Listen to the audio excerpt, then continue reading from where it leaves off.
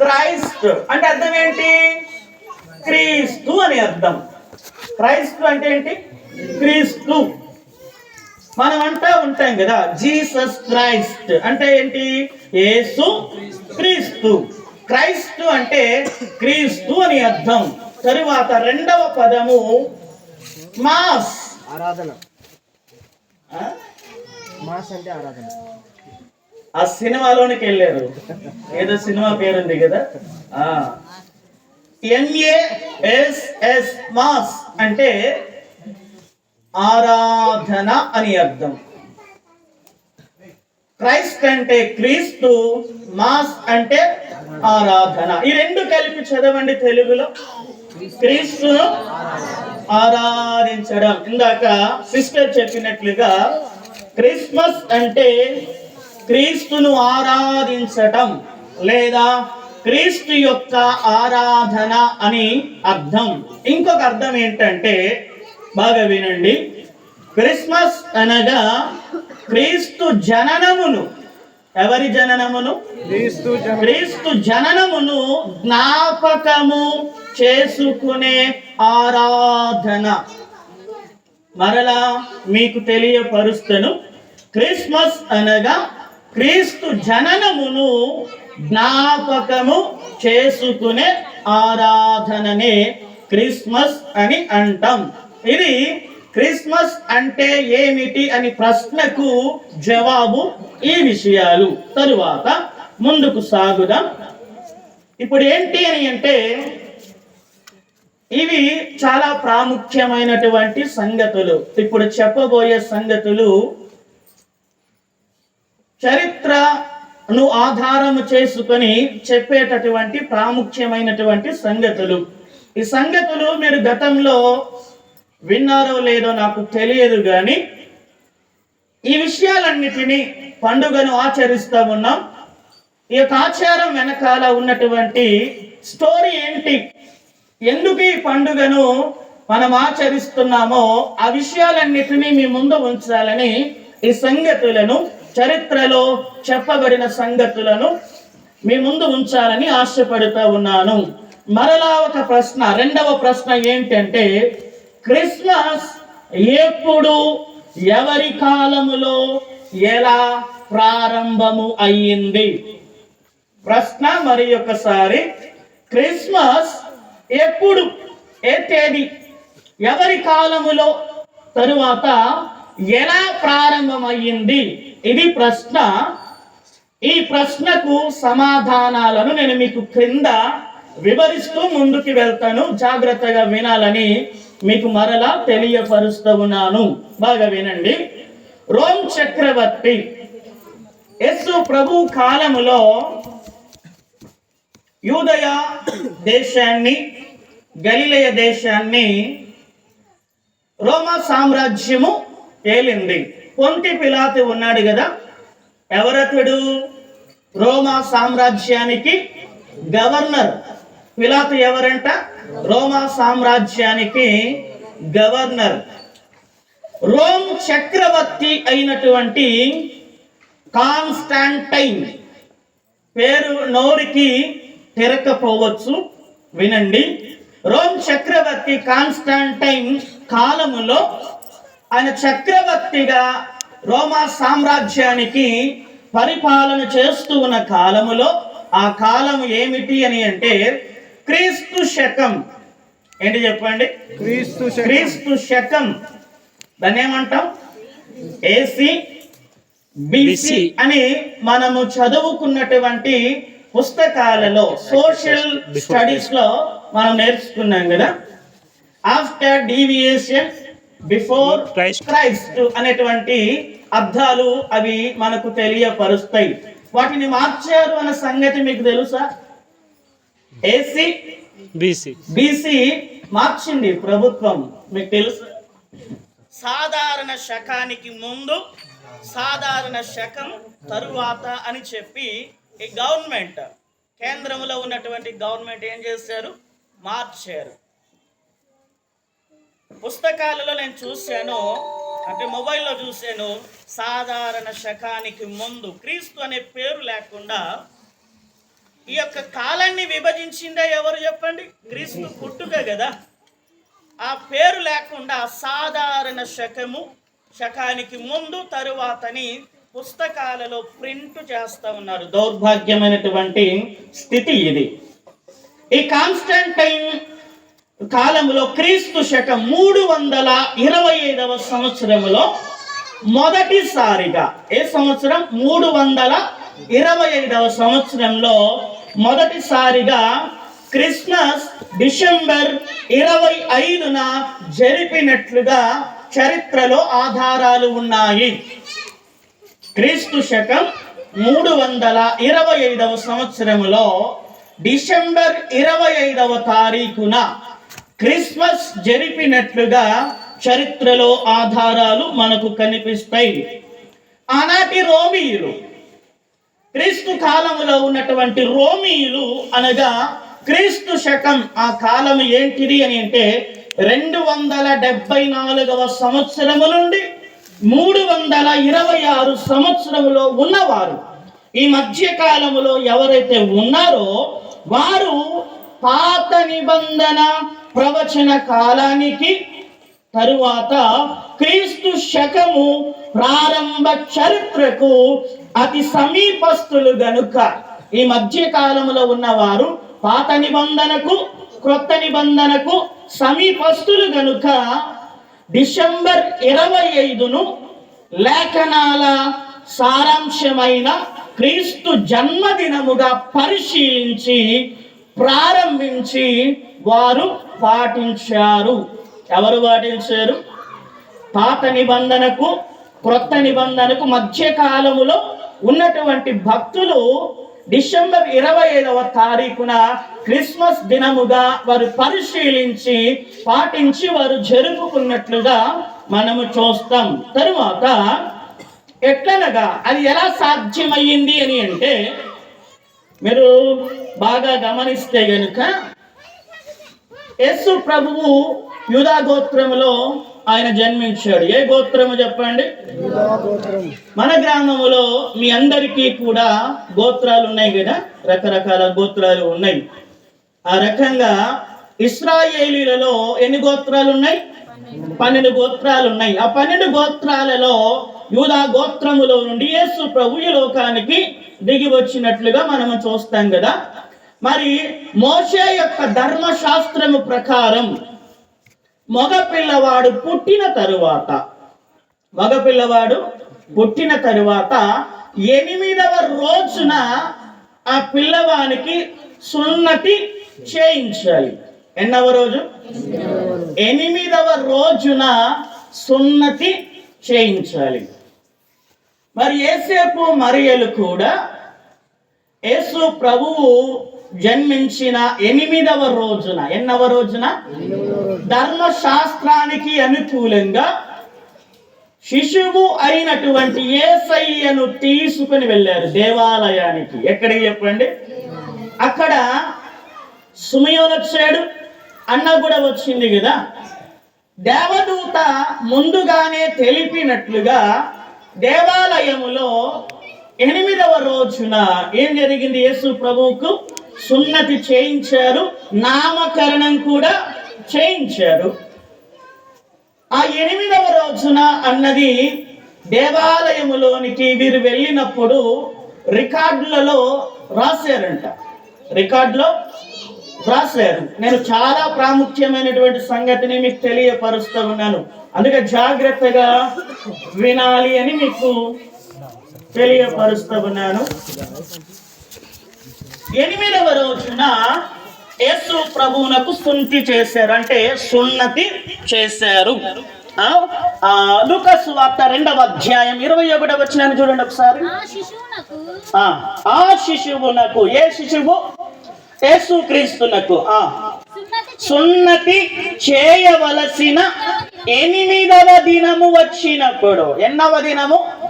8వ దినమున యేసు ప్రభువునకు సున్నతి చేయించారు. ఈ సందర్భంగా మరి ఒక లేఖన భాగాన్ని నేను మీ ముందు ఉంచాలని ఆశపడుతూ ఉన్నాను. ఆ లేఖన భాగం ఏంటి అని అంటే, లేవియకాండం 12వ అధ్యాయం లోనికి రండి.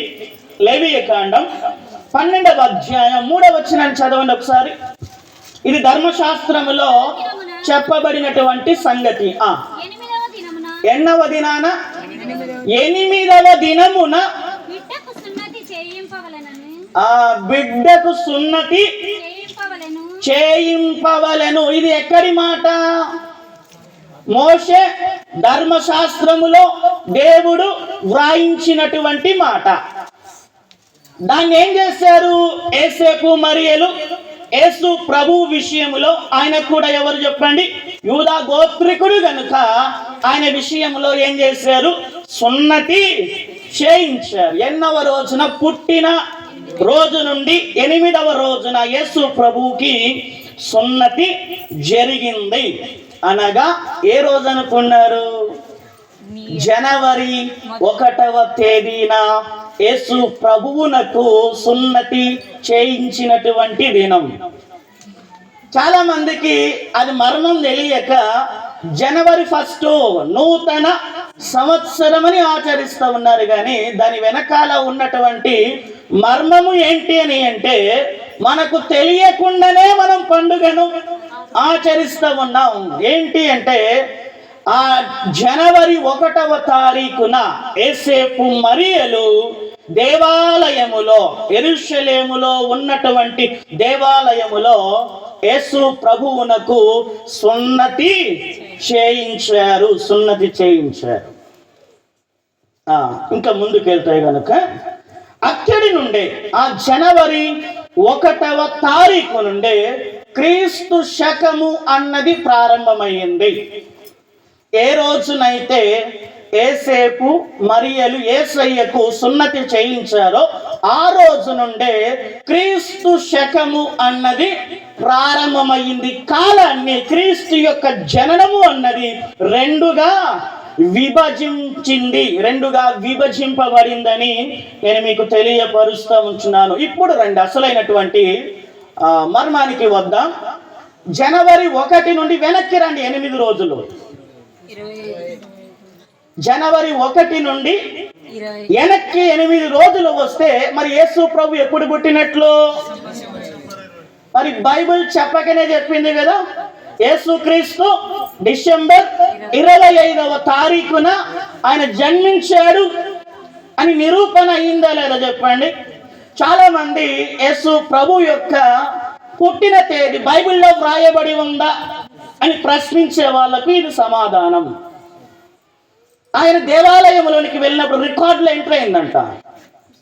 కోన షోరీ బాబులో అని చెప్పి ఒక దేవుని సేవకుడు ఉన్నాడు, ఇజ్రాయెల్ దేశానికి అంబాసిడర్ అయిన. ఇక్కడి నుండి చాలా మందిని యెరూషలేమునకు, ఇజ్రాయెల్ దేశానికి టూరిస్టులను తీసుకొని వెళ్ళి ఆ ప్రాంతాలన్నిటినీ ఆయన చూపిస్తూ ఉంటాడు. మీరు యూట్యూబ్లో చూసినా కూడా ఈ విషయాలు ఆయన ప్రస్తావించాడు. మనం గ్రెగోరియన్ క్యాలెండర్ని ఫాలో అవుతా ఉన్నాం. ఏ క్యాలెండర్? Gregorian calendar. ఆ గ్రెగోరియన్ క్యాలెండర్ ప్రకారంగా జనవరి 1వ తేదీన యేసు ప్రభువుకి సున్నతి జరిగింది. అక్కడి నుంచి బ్యాక్ వస్తే 8వ రోజు 25వ తారీఖున, డిసెంబర్ 25వ తారీఖున యేసు ప్రభువు జన్మించినట్లుగా మనకు బైబిల్ గ్రంథం సెలవిస్తూ ఉంటుంది. రైట్, ఇప్పుడు ముందుకు కొనసాగుదాం. ఇప్పుడు అర్థమైంది కదా, ఈ తేదీ అనేది అర్థమైంది కాబట్టి ఇప్పుడు ముందుకు వెళ్దాం. మరి ఈ రోజున డిసెంబర్ 25వ తారీఖున క్రిస్మస్ దినాన్ని మనము ఆచరిస్తూ ఉంటున్నాం. మన పితరులు ఆచరించారు, మన పెద్దలు ఆచరించారు, మనము ఆచరిస్తూ ఉంటున్నాం. మరి దీన్ని ఎలా ఆచరిస్తూ ఉంటున్నాం? ఎవరిలా? క్రీస్తును ఆరాధించాలి. క్రీస్తును ఎవరిలా ఆరాధించాలి?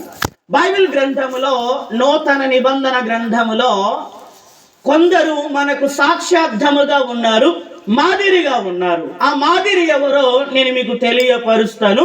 క్రీస్తును ఎవరిలా ఆరాధించాలి? క్రీస్తును ఎవరిలా ఆరాధించాలి? మనంతా ఆరాధనలో ఉన్నాం. భాగస్వాములుగా ఉన్నాం. ఎలా ఆరాధించాలో, ఎవరిలా ఆరాధించాలో పద్ధతి తెలియకపోతే మనకు నచ్చినట్లుగా మనం ఆరాధన చేస్తాం. దైవ గ్రంథంలో ఒక క్రమం ఉంది. ఆ క్రమము అనుసారంగా మనము క్రీస్తును ఆరాధించబద్ధులమై ఉన్నామని మీకు తెలియపరుస్తూ ఉన్నాను. క్రీస్తుని ఎవరిలా ఆరాధించాలి అని అంటే తూర్పు దేశపు జ్ఞానుల వలె ఆరాధించాలి. ఎవరిలా చెప్పండి? ఈ మాట విన్నారా? బాగా చెప్పావు సార్, మా చిన్నతనం నుండి మేము ఆ పేరు వింటున్నామని మీరు అనొచ్చు కదా. అందరికీ సుపరిచితమే. తూర్పు దేశపు జ్ఞానులు అంటే చిన్న పిల్లలు మొదలుకొని వృద్ధుల వరకు అందరికీ తెలిసినటువంటి మనుషులే వారు. క్రీస్తును తూర్పు దేశపు జ్ఞానుల వలె ఆరాధించాలి. కొన్ని సంగతులు వీరి గురించి నేను మీకు తెలియపరుస్తాను. ఎవరు ఈ తూర్పు దేశపు జ్ఞానులు? ఎవరు ఈ తూర్పు దేశపు జ్ఞానులు? ఎన్నో మైళ్ళు వారు ప్రయాణం చేశారు. తూర్పు దేశము నుండి ఎక్కడికి వచ్చారు? యెరూషలేమునకు వచ్చారు. యూదయ దేశానికి వారు ప్రయాణము చేశారు.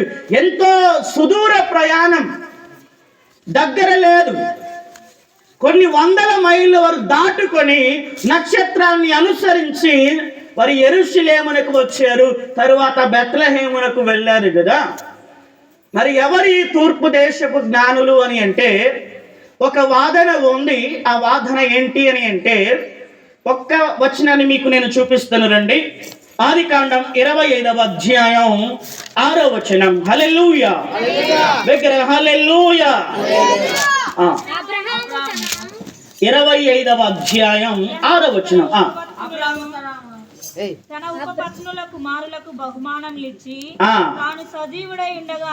తాను సజీవుడై ఉండగానే తన కుమారుడగు ఇస్సాకు నొద్ద నుండి ఏ తట్టుగా? తూర్పు తట్టుగా.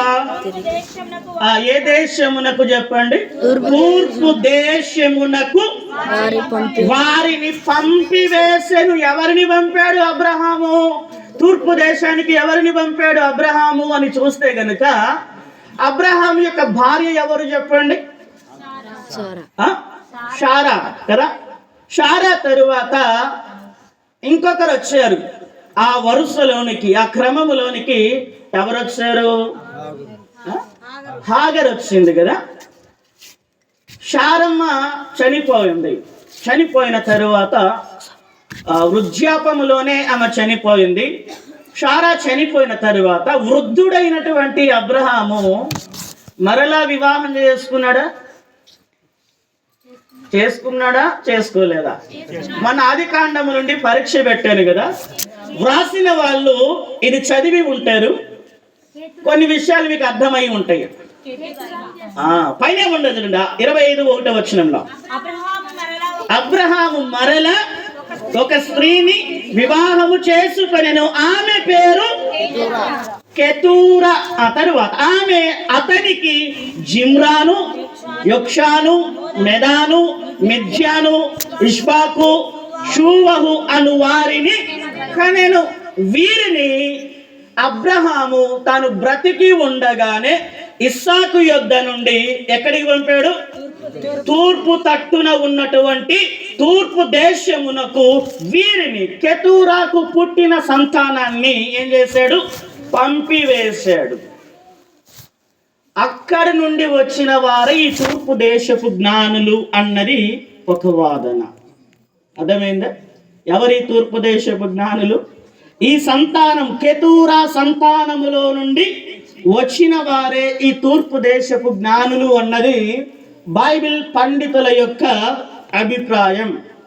మరి ఈ తూర్పు దేశపు జ్ఞానులు, వారి ఆ మాటలోనే ఉంది వారి జ్ఞానం కదా. తూర్పు దేశం నుండి వచ్చారు. వారికి బైబిల్లో వ్రాయబడినటువంటి పేరు ఏంటంటే జ్ఞానులనే ప్రస్తావించబడి ఉంది.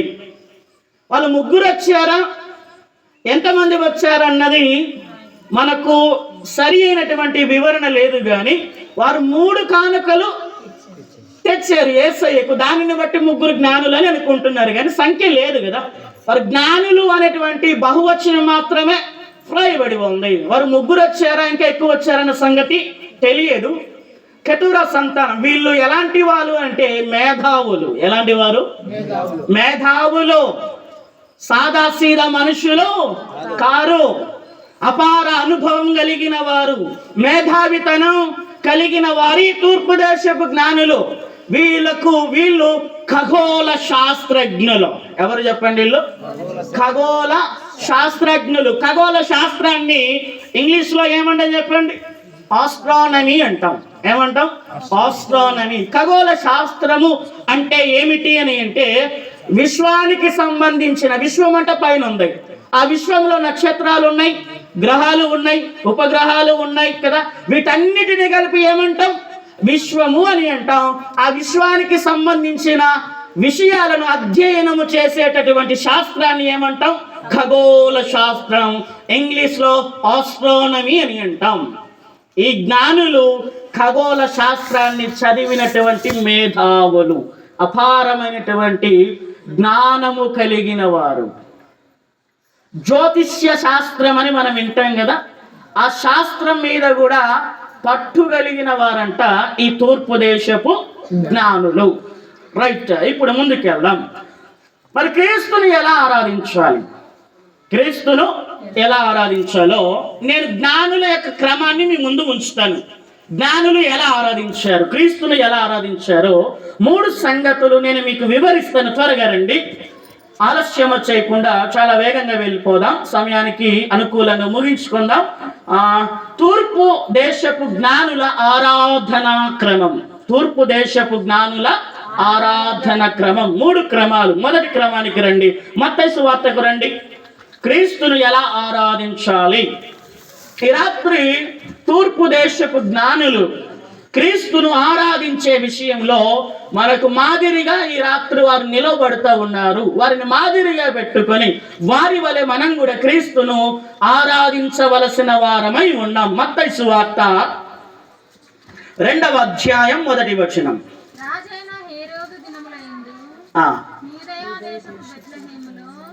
హల్లెలూయా. వింటున్నారా? బాగా వినండి, ఇవి చాలా ప్రాముఖ్యమైన సంగతులు. మీకు తెలుసో లేదో చదవండి అక్క. 2వ అధ్యాయం. రాజైన హేరోదు దినములయందు యూదయ దేశపు బెత్లెహేములో యేసు పుట్టిన పిమ్మట ఇదిగో తూర్పు దేశపు జ్ఞానులు యెరూషలేమునకు వచ్చి అనేటువంటి మాట ఇక్కడ మనం చూస్తాం. ఎవరి దినములయందు? హేరోదు దినములయందు. ఈ హేరోదులు 7 ఉన్నారంట. ఎంతమంది ఉన్నారు? అనగనగా ఉంది కదా ఆ కథలాగా. ఎంతమంది రాజులు ఉన్నారు? 7 మంది హేరోదులు ఉన్నారు. మొదటి హేరోదు, 2వ హేరోదు, 3వ హేరోదు. యేసు ప్రభువు పుట్టిన కాలంలో ఉన్నటువంటి హేరోదు ఎవరు అని అంటే ఆయనకు గల పేరేంటంటే మహాహేరోదు. ఎవరు చెప్పండి? మహాహేరోదు క్రూరుడు. ఎవరు చెప్పండి? క్రూరుడు, గర్విష్టి. అలాంటి హేరోదు కాలంలో యేసు ప్రభువు జన్మించాడు. ఇంకొక విషయం నేను మరలా మీకు ప్రశ్న ఏంటంటే, మన ఆదికాండము పరీక్ష రాశారు కదా, అందులో నుండే ఆ ప్రశ్న నేను పరీక్షలు అడిగాను. మరలా ఈ సమయంలో అడుగుతా ఉన్నాను, వినండి, సమాధానం చెప్పండి. ఎదోమీయుల మూల పురుషుడు ఎవరు? ఎదోమీయుల మూల పురుషుడు ఎవరు? ఎవరు చెప్పండి? ఏశావు. ఎదోమీయులకు మూల పురుషుడు ఏశావు. ఈ ఏశావు ఎవరు? ఎవరి కుమారుడు? ఏశావు ఎవరి కుమారుడు? ఎవరి కుమారుడు? యాకోబుకు 12 మంది సంతానము. ఇస్సాకు కుమారుడు. ఇస్సాకుకు 2 కవల కుమారులు పుట్టారు కదా, ఏశావు, యాకోబు. ఏశావును ఎదోమీయులకు మూల పురుషుడు అని అంటారు. ఆ ఏశావు సంతానమే ఈ హేరోదు. అర్థమైందా? క్రీస్తు కాలములో ఉన్నటువంటి హేరోదు ఎవరు అని అంటే ఏశావు సంతానములో నుండి వచ్చినటువంటి వాడే ఈ హేరోదు. రైట్, ముందుకెళ్దాం. హేరోదు దినముల యందు యూదయ దేశపు బెత్లెహేములో యేసు పుట్టిన పిమ్మట ఇదిగో తూర్పు దేశపు జ్ఞానులు యెరూషలేమునకు వచ్చి, 2వ వచనం, యూదుల రాజుగా పుట్టినవాడు ఎక్కడ ఉన్నాడు? మరి ఎక్కడికి వచ్చి అంటున్నారు ఈ మాట? యెరూషలేమునకు వచ్చి యూదుల రాజుగా పుట్టినవాడు ఎక్కడ ఉన్నాడు అని ప్రశ్నిస్తూ ఉన్నారు. ఆ సందర్భంలో, ఆ సమయంలో యూదులకు రాజు ఎవరు? ఈ హేరోదే కదా. మరి ఈ రాజులకు గూఢాచారులు ఉంటారా ఉండరా? ఉంటారు. ఇక్కడ విషయాలు అక్కడికి చేరవేసేవారు ఉంటారు కదా. ఈ గూఢాచారులు, ఈ జ్ఞానులు పలికినటువంటి మాటను ఎవరికి చేరవేశారు? క్రూరుడైనటువంటి హేరోదునకు తెలియపరిస్తే ఆ హేరోదు కలవరపడ్డాడు. నాకు ఎసరు వచ్చిందే, నా సీటు పోయేటటువంటి పరిస్థితులు ఏర్పడ్డాయని చెప్పి ఏం చేశాడు తెలుసా? జ్ఞానులను రహస్యముగా పిలిపించి యాజకులను, పండితులను పిలిపించి యూదులకు రాజుగా పుట్టబోయేవాడు ఎక్కడ పుడతాడు అని లేఖనంలో వ్రాయబడి ఉంది అని అడిగి ప్రశ్నించిన తరువాత వచ్చినటువంటి సమాధానం ఏంటి? యూదయ దేశపు బెత్లెహేములోనే యూదులకు రాజు పుడతాడని విషయాన్ని తెలుసుకున్న తరువాత జ్ఞానులకు ఆ సంగతిని తెలియపరిచి జ్ఞానులను ఎక్కడికి పంపాడు? బెత్లెహేమునకు పంపాడు. రైట్, ముందుకెళ్దాం. తూర్పు దిక్కున మేము ఆయన నక్షత్రం చూసి, ఈ నక్షత్రం ఎక్కడ పుట్టిందంట? తూర్పు దిక్కున నక్షత్రం పుట్టింది. వీళ్ళు ఖగోళ శాస్త్రజ్ఞులు కదా. ఆ నక్షత్రం యొక్క వింత ఏంటి, ఏంటి ప్రత్యేకత, ఏంటి విశిష్టత అని అధ్యయనం చేసి వాళ్ళు ఏం చేశారు? ఆ నక్షత్రాన్ని అనుసరిస్తూ ఎక్కడి దాకా వచ్చారు? యెరూషలేము దగ్గరికి వచ్చారు. అప్పుడు ఏం జరిగిందంటే ఆయనను పూజింపవచ్చితిమని చెప్పారు. తూర్పు దేశము నుండి యెరూషలేమునకు జ్ఞానులు ఎందుకు వచ్చారంట? ఎవరిని పూజించడానికి? యేసును పూజించడానికి వచ్చారు. పూజ అంటే అర్థం ఏంటి? పూజించడం అంటే అర్థం ఏంటి? ఆరాధించడం. పూజించడం అంటే అర్థం ఏంటి? అంటే జ్ఞానులు క్రీస్తును ఆరాధించడానికి ఎక్కడి నుంచి వచ్చారు? కొన్ని వేల కిలోమీటర్ల దూరము నుండి. ఎన్ని రోజులు ప్రయాణం చేశారో తెలియదు.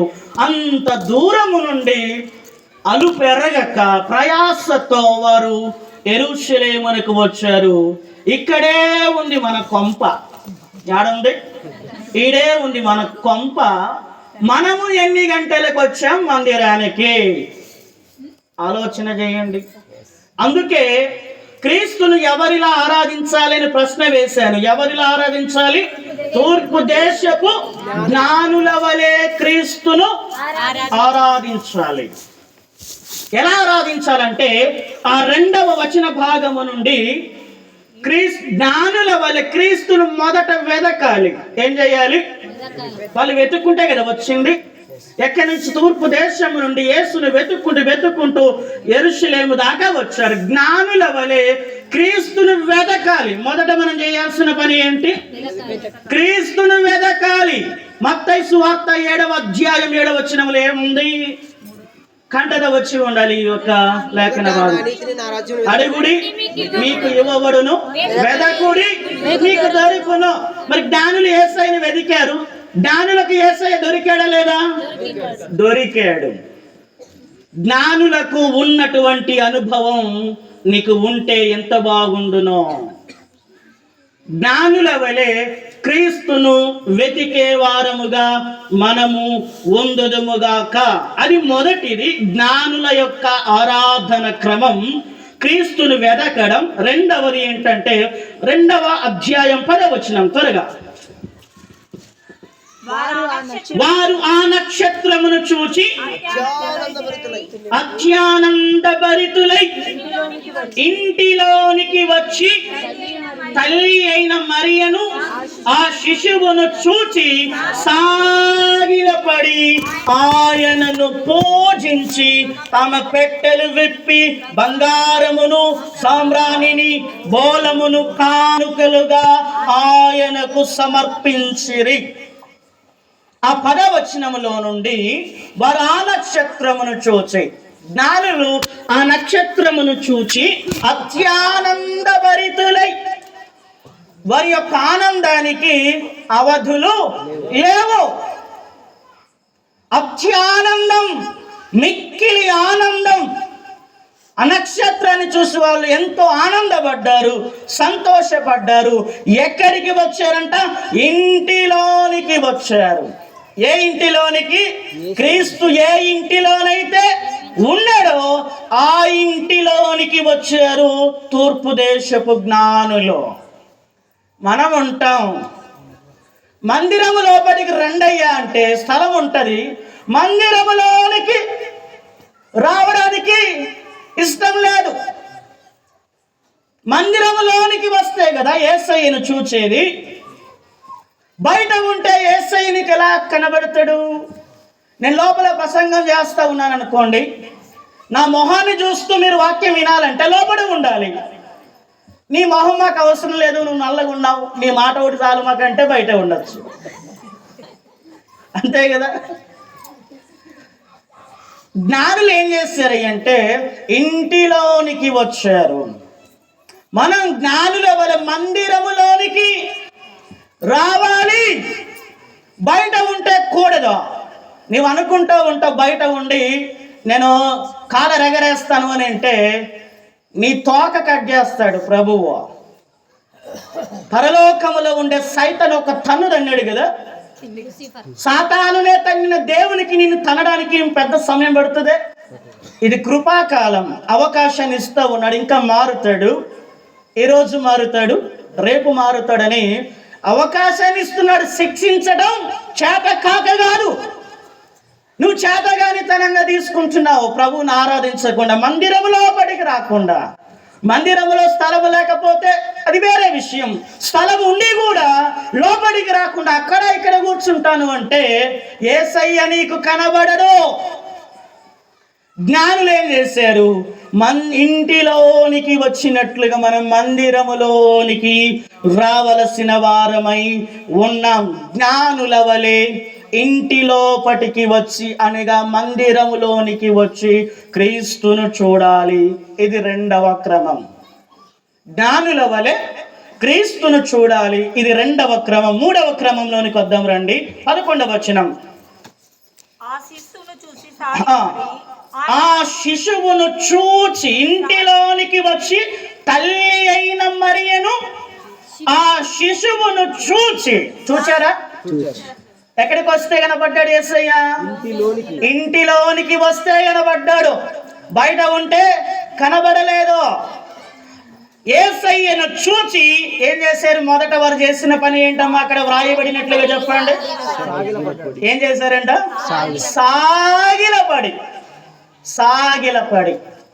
సాగిలపడి అంటే అర్థం ఏంటి?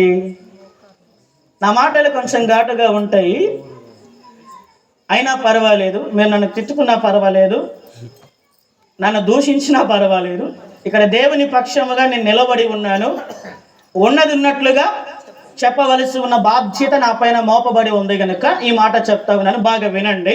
సంఘాన్ని ఉద్దేశించి మందిరము లోపల సంఘం యొక్క క్రమం, ఎవరు ఎలాంటి స్థితిలో ఉన్నారో నాకు తెలుసు గనుక ఈ మాటలను మీకు ఆపాదిస్తూ మీకు హెచ్చరికగా బుద్ధి కలగటానికి మాటలు తెలియపరుస్తూ ఉన్నాను. ఏంటంటే బాగా వినండి.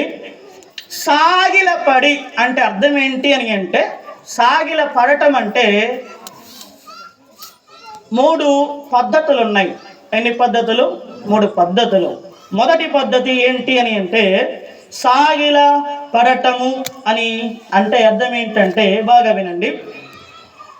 నేను ఇలా వంగి నమస్కరించడం, ఇలా వంగి నమస్కరించడం ఒక పద్ధతి. 2వ పద్ధతి మోకాళ్ళ పైన నిలువబడటం 2వ పద్ధతి. 3వ పద్ధతి నేలకు సాష్టాంగపడటం మూడవ పద్ధతి. అర్థమైందా? ఇప్పుడు జ్ఞానులు ఏం చేశారంట?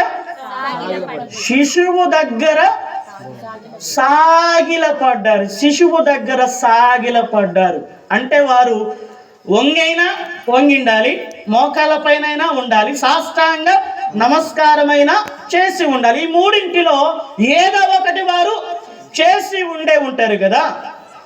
మరి ఇప్పుడు దీన్ని మనకు అప్లై చేస్తా ఉన్నాను, వినండి.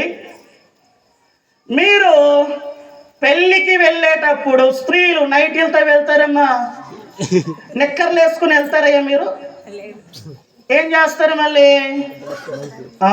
మంచిగా ప్యాంటు షర్ట్, మీరు మంచిగా దగదగ మెరిసే చీరలు ధరించి హుందాగా వెళ్తారు కదా. అది తప్పేం కాదు, నేను దాన్ని విమర్శించలేదు.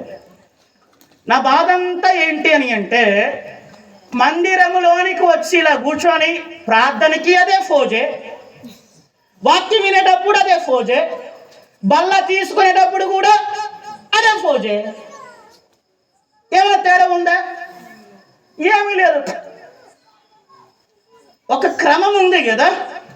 ప్రార్థనకు మోకాళ్ళ పైన నిలబడాలన్న క్రమం ఉంది కదా. ఎంతమంది క్రమానికి లోబడుతున్నారో చెప్పండి. ఎట్లా కూర్చుంటే ఏం సార్, అంత దేవుడే మూతి పని రాదంటే కొడతాడు దేవుడు. క్రమం పెద్దలు ఊకే పెట్టలేదు, బైబిల్ క్రమం నేను చెప్పేది. ఎట్లా కూర్చుంటాం సార్, ఎడ కూర్చుంటాం సార్, అంత దేవుడే. ఎందుకు ఈ మందిరం, ఎందుకు ఈ ఆలయం? ఇంట్లో కూర్చోవచ్చు కదా, ఇంట్లో కూర్చొని ఆరాధించవచ్చు కదా. అది సహవాసము కాదు. సహవాసం అంటే పరిశుద్ధులందరూ ఒక చోట కూడి దేవుణ్ణి ఆరాధించడమే సహవాసం. ఇది సహవాస క్రమం. ఎక్కడెక్కడికో వెళ్ళేటప్పుడు రకరకాలుగా తయారై సిద్ధపడి వెళ్తావే, మందిరములో ప్రార్థన చేయడానికి మోకాళ్ళు ఎందుకు వెయ్యవే? మోకాళ్ళ నొప్పులు ఉన్న వాళ్ళ గురించి నేను మాట్లాడటం లేదు, ఒంట్లో అన్ని సక్రమంగా ఉన్న వాళ్ళ గురించే నేను మాట్లాడుతున్నాను. ఆలోచన చేయండి. ఈ జ్ఞానులు శిశువు దగ్గర ఇంకా పట్టుమని 2 సంవత్సరాలు కూడా లేవు యేసయ్యకు, అక్కడికి వచ్చి ఏం చేశారంట? సాగిలపడి. తరువాత మాట ఏముందంటే, ఆయనను పూజించి. ఏం చేశారు? పూజించడం అంటే ఏంటి? ఆరాధించడం. పూజించడం అంటే ఆరాధించడం. జ్ఞానులు క్రీస్తునకు సాగిలపడ్డారు. జ్ఞానులు క్రీస్తునకు ఏమయ్యారు? సాగిలపడ్డారు. క్రీస్తు ఎదుట తమను తాము తగ్గించుకున్నారు. నేను సమయాన్ని చూసుకుంటే మీకు చెప్తా ఉన్నాను ఈ వాక్యాన్ని. ఇక్కడ స్టాప్ వాచ్ పెట్టుకున్నా నేను. సార్కి టైం తెలిసిందో లేదని భ్రమ మీకు వద్దు. ఇక్కడ నాకు రన్ అవుతుంది కాబట్టి నేను స్పృహలోనే టయాన్ని దృష్టిలో ఉంచుకొని వెళ్తున్నాను. కాబట్టి టైం అంతా మీరు చూడొద్దండి. ఇక్కడ చూసుకొని అయిపోయింది, ముగింపుకు వచ్చేసాను, అయిపోతా ఉన్నాయి. ఇప్పటికి 45 నిమిషాలు అయింది. వాక్యం స్టార్ట్ చేసి 45 నిమిషాలు అయింది. ఇంకా తొందరలో ముగిచేస్తాను. జ్ఞానులు క్రీస్తు ఎదుట తమను తాము ఏం చేశారు? నేను చెప్పాను ఎవరి జ్ఞానులు అంటే ఆషామాషి వ్యక్తులు కాదు, ఖగోళ శాస్త్రజ్ఞులు, జ్యోతిష్య శాస్త్రము తెలిసిన వారు. అలాంటి మేధావులు ఒక చిన్న శిశువు ఎదుట సాగిల పడటం ఏంటి చెప్పండి? అంతగా తగ్గించుకున్నారు క్రీస్తును ఆరాధించడానికి. నీలో ఉందా తగ్గింపు? నీలో ఉందా తగ్గింపు? చెప్పండి, ఆలోచన చేయండి. క్రీస్తు కొరకు మనల్ని మనం ఏమవ్వాలి? తగ్గించుకోవాలి. ప్రభు చెప్పాడు, తన్ను తాను తగ్గించుకొనివాడు హెచ్చింపబడును, తన్ను తాను హెచ్చించుకొనివాడు తగ్గించబడును అని ప్రభువు చెప్పాడు కదా. జ్ఞానులు తగ్గించుకున్నారు. జ్ఞానుల వలె మనము కూడా తగ్గింపు కలిగి ఉండాలి. జ్ఞానుల వలె మనం కూడా తగ్గింపు కలిగి ఉండాలి. ఈ సందర్భంగా గ్రంథములో నుండి ఒక లేఖన భాగాన్ని మీకు తెలియపరుస్తాను. రండి, యాకోబు పత్రికకు రండి. 4వ అధ్యాయం 10వ వచనం. యాకోబు పత్రిక 4వ అధ్యాయము 10వ వచనం. త్వరగా. బాగా వినండి ఈ మాట, గట్టిగా చదవండి. ప్రభువు దృష్టికి మిమ్మును మీరు తగ్గించుకొనుడి. ఏమంటున్నాడు యాకోబు? మిమ్మును మీరు మనల్ని మనము ఏం చేయాలంట? తగ్గించుకొనుడి అని లేఖనం సెలవిస్తూ ఉంది. మరి తగ్గించుకుంటున్నామా లేదా అన్నది మిమ్ములను మీరే పరిశీలన చేసుకోవాలి. నన్ను నేను పరిశీలన చేసుకోవాలి. ఎవరి దృష్టికి? ప్రభువు దృష్టికి మిమ్మును మీరే తగ్గించుకొనుడి అని చెప్పి యాకోబు కూడా ఈ మాట ప్రస్తావనలోనికి తీసుకొని వచ్చాడు. జ్ఞానులు సాగిల పడటంలో, బాలుడైన యేసయ్యకు సాగిల పడటంలో జ్ఞానుల్లో మనకేం కనిపిస్తూ ఉన్నాయి అని అంటే తగ్గింపు లక్షణాలు కనిపిస్తూ ఉన్నాయి. మనకు ఒక మాట ఉంది, సామెత, ఏమి లేని ఇస్తరాకు ఎగిరెగిరి పడుతుందంట. అన్ని ఉన్న ఇస్తరాకు అణిగి మణిగి ఉంటుంది. జ్ఞానుల లెక్క ఈ జ్ఞానులు అన్ని ఉన్న ఇస్తరాకు అణిగి మణిగి ఉన్నారు. మనకి ఇంత వాక్యం తెలిస్తే చాలు, ఇంత తెలిస్తే చాలు, నా ఇంత తోపు ఎవడు లేడు అని మాట్లాడతాం. 40 సంవత్సరాల అపార అనుభవం కలిగినటువంటి సేవకుడు చెప్పిన మాట ఏంటంటే, బాగా వినండి. బైబిల్ అంతా ఏంటి అని అంటే ఆకాశం లాంటిదంట, ఆ సముద్రం లాంటిది. అందులో ఇసుక రేణు ఉంటుంది కదా, ఎంత ఉంటుంది? ఆవగింజంతా కదా, అంత మాత్రమే నాకు తెలుసు అన్నాడు. ఎన్నో సార్లు బైబిల్ పూర్తి చేశాడు. మీరు ఎన్నిసార్లు బైబిల్ పూర్తి చేశారు? మీ చేతులు పైకెత్తండి. నేను ఒక్కసారి పోతే పరువు పోతుందేమో, వద్దులేండి, రోషన్ తెచ్చుకుందాం. నేను మిమ్మల్ని ఏదో అనాలని కాదు, కానీ నేను 4 సార్లు బైబిల్ కంప్లీట్ చేశాను.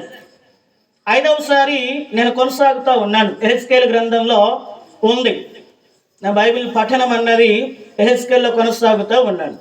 40 సంవత్సరాల అనుభవం కలిగినటువంటి సేవకుడు చెప్పేటటువంటి మాట ఏంటంటే, బైబిల్ నాకు ఇసుక రేణు అంత మాత్రమే తెలుసు అంటున్నాడు. అది అణిగి మణిగి ఉన్న ఇస్తరాకు, అన్ని ఉన్న ఇస్తరాకు. ఇంకొక సామెత ఉంది, శాతగానోనికి గీతలు ఎక్కువ అంట. శాతగానోనికి గీతలు ఎక్కువ. వైట్ పేపర్ ఇస్తే రాయరా అంటే రాయనికి శాత కాదు, అన్ని గీతలు పెట్టాడంట. పిల్లలు పెడతారు కదా, ఏమి రాని పిల్లలు పెడతారు, అన్ని గుడుసున్నాలు గీతలు ఇష్టం వచ్చినట్లుగా రాస్తారు కదా, అట్లా రాయనికి శాత కాదు, గీతలు పెడతారు. ఆ రకంగా ఉండొద్దండి. మనం దేవుని పిల్లలం కదా. అన్ని విషయాలలో జ్ఞానుల వలె మనము తగ్గింపు కలిగి ఉండాలి. క్రీస్తు ఎదుట, ఎవరి ఎదుట చెప్పండి? క్రీస్తు ఎదుట మనల్ని మనము తగ్గించుకొని దేవుణ్ణి ఆరాధించాలి. ఎవరిలాగా? సుంకరి. ఎవరు చెప్పండి? సుంకరి దేవాలయానికి వెళ్ళాడు కదా. పరిసయ్యుడు వెళ్ళాడు, సుంకరి వెళ్ళాడు. పరిసయ్యుడు డామ్ డుమ్ డుసుక్ అన్నాడు, నేను వారిలా లేను, వీరిలా లేను, వారానికి 2 సార్లు ఉపాసం ఉంటున్నారు, దాన ధర్మాలు చేస్తున్నారు, నా ఇంత నీతిమంతుడు ఎవడు లేడు అని తన్ను తాను హెచ్చించుకొని ఏం చేశాడు? ప్రార్థన చేశాడు. సుంకరి వచ్చాడు, అలా దూరాన నిలబడి నేను పెద్దల్ని గమనిస్తూ ఉంటాను. వాళ్ళు మందిరంలోనికి వచ్చిన వెంటనే వాళ్ళకు మోకాళ్ళు వంగవు, తెలుసు నాకు. ఎందుకంటే ఇప్పుడు నాకే వంగవు, మరి వాళ్ళకి వంగుతాయా? ఎంత వయసు కలిగిన వారు లోపలికి వచ్చినట్టే అలా మోకరించి ప్రార్థన చేసుకున్న తర్వాత లేచి కుర్చీ మీద కూర్చుంటారు. మనం వస్తాం ఇట్లే, ఇంకా ఫోజులు కొడతాం. ప్రార్థన చేయడానికి కూడా ఫోజులే. అర్థమవుతుందా? ఎందుకు ఈ మాటలు ఈరోజు ఘాటుగా ఉంటాయి? ఎందుకని అంటే ఈ క్రిస్మస్ రోజునైనా మన ప్రవర్తన, మన విధానం మారాలి అనే ఉద్దేశంతో ఈ మాటలు తెలియపరుస్తూ ఉంటున్నాను. సుంకరి అలా దూరాన నిలబడి ఆకాశం వైపు చూచుటకు ధైర్యము చాలక రొమ్ములు కొట్టుకొనుచు, దేవా పాపినైన నన్ను కరుణించమని ప్రార్థన చేశాడు. ప్రభు అన్నాడు, పరిసయ్యుని కంటే సుంకర్ నీతిమంతుడుగా తీర్చబడ్డాడు అని చెప్పాడు. అలా ఉండాలి, సుంకరిలాగా ఉండాలి, పరిసయ్యునిలాగా కాదు. మనల్ని మనము సుంకరి వలె క్రీస్తు కొరకు తగ్గింపు కలిగి దేవుణ్ణి ఆరాధించవలసిన వారమై ఉంటున్నాం. ఒక వచనాన్ని మీకు తెలియపరుస్తాను రండి. జ్ఞానులు చేసినటువంటి పనికి ఒక క్రాస్ రెఫరెన్స్ అనుబంధమైనటువంటి వచనం కీర్తనల గ్రంథం 95:7. త్వరగా 95వ అధ్యాయం 7వ వచనం రండి నమస్కారం చేసి సాగిల ఏమంటున్నాడు కీర్తనాకారుడు? రండి నమస్కారం చేసి సాగిలపడదు. నమస్కారం చేసి ఏం చేయమంటున్నాడు? సాగిలపడుదము. సాగిలపడుదము. మనలను సృజించిన యెహోవా సన్నిధిని మోకరించి మనలను సృజించిన యెహోవా సన్నిధిని మోకరించెదము. ఏం చేయాలంట? మోకరించుదుము అని కీర్తనాకారుడు సెలవిస్తూ ఉంటున్నాడు. దేవునికి నమస్కారం చేయాలి, సాగిలపడాలి, మనం మోకరించాలని దైవ గ్రంథములోనే వ్రాయబడి ఉంది. ఆలోచన చేయండి. ఇంకొక విషయం జనరల్గా చెప్పేస్తాను, వచనాలు నేను చెప్పే టైం మించిపోతుంది కనుక చాలా ప్రాముఖ్యమైన విషయాలు ఇవి. దేవుని ఎదుట సాగిలపడిన వారు, మొదటిగా మనం ఎవరిని చూసాం? ఈ జ్ఞానులను చూసాం. రెండవదిగా అబ్రహాము కూడా, వచనం రాసుకోండి, ఆదికాండం 17:3. ఆదికాండం 17వ అధ్యాయం 3వ వచనంలో వ్రాయబడి ఉంటది. అబ్రహాము సాగిలపడి ఉండగా ఏం చేశాడంట? ఎవరి యొద్ద? దేవుని యొద్ద సాగిలపడ్డాడు. అబ్రహాము కంటే గొప్పలమా మనం? అబ్రహాముకు ఉన్నటువంటి విశ్వాసంలో ఇంత ఆవగించేంతైనా మనకు ఉందా? విశ్వాసులకు తండ్రి అని అబ్రహాముకు పేరుంది. అలాంటి అబ్రహాము దేవుని ఎదుట ఏమయ్యాడు? సాగిలపడ్డాడండి. జ్ఞానులు సాగిలపడ్డారు, అబ్రహాము సాగిలపడ్డాడు. ఇంకొకరు రెండవది ఏంటంటే ద్వితీయోపదేశకాండం 9వ అధ్యాయం 18వ వచనం కూడా రాసుకోండి. ద్వితీయోపదేశకాండం 9:18 త్వరగా. అక్కడ మోషే గురించి వ్రాయబడి ఉంటది. మీరు యెహోవా దృష్టికి ఆ చెడు నడత నడిచి చేసిన మీ సమస్త పాపముల వలన ఆయనకు కోపం పుట్టింపగా, ఆయనకు ఏం పుట్టించారంటే ఇశ్రాయేలు జనాంగం కోపము పుట్టింపగా చూచి మునుపటి వలె అన్నపానములు మాని. ఎవరు మాట్లాడుతున్నారు ఈ మాట? మోషే మాట్లాడుతున్నాడు. ఏం మానేశాడంట? అన్నపానములు మాని 40 పగుళ్ళు 40 రాత్రులు నేను యెహోవా సన్నిధిని. ఎవరు సాగిలపడ్డారు? మోషే. ఎన్ని రోజులు?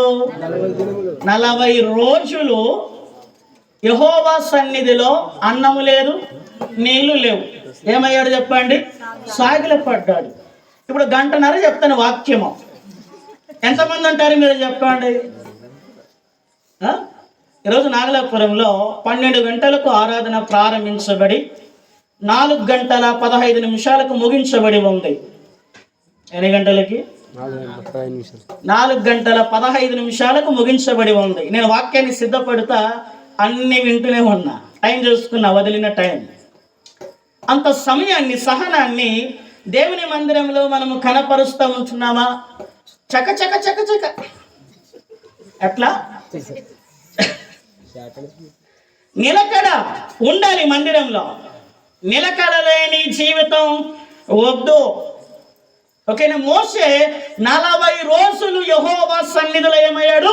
సాగిలపడ్డాడు. చివరిది 2వ దినవృత్తాంతముల గ్రంథం 20:18. 3వ వ్యక్తులు 2వ దినవృత్తాంతములు 20:18. త్వరగా చదవండి, నేను ముగించేస్తున్నాను. అక్కడ చాలా ప్రాముఖ్యమైన సంగతులు వ్రాయబడి ఉన్నాయి ఆ వచనంలో. అప్పుడు యెహోషాపాతు, ఎవరి వ్యక్తి? యెహోషాపాతు నమస్కారం చేసెను. ఏం చేశాడంట? సాష్టాంగ బొక్క బోర్లబడ్డాడు. బొక్క బోర్లబడి నమస్కారం చేసి యూదావారును యెరూషలేము కాపురస్తులను యెహోవా సన్నిధిని సాగిలపడి నమస్కరించిరి. యెహోషాపాతు, యూదావారు, యెరూషలేము కాపురస్తులందరూ కూడా ఏం చేశారంట? సాగిలపడ్డారు. యెహోవా సన్నిధిని సాగిలపడ్డారు. జ్ఞానుల వలె మనము దేవుని ఎదుట సాగిల పడటము అన్నది తగ్గింపునకు సూచన. దేనికి సూచన? తగ్గింపునకు సూచన. ముగింపు మాట, ఇది చివరి మాట. ఒక్క వచనాన్ని చదవండి. 99వ కీర్తన 5వ వచనం. 99వ కీర్తన 5వ వచనాన్ని, ఈ వచనాన్ని చదివి నేను ముగించేస్తాను. మన దేవుడైన యెహోవాను గణపరచుడి. ఏమంటున్నాడు? మన దేవుడైన యెహోవాను మన దేవుడైన యెహోవాను గణపరచుడి. అయ్యా, మీ దేవుడెవరు? అమ్మా, మీ దేవుడెవరు? నీలో ఉన్నవాడు లోకంలో ఉన్న వాని కంటే గొప్పవాడు. యెహోవా దేవుడు కాగల జనులు ధన్యులు. మన దేవుడైన యెహోవాను ఏం చేయాలంట? ఘనపరచుడి. తరువాత ఏం చేయాలా?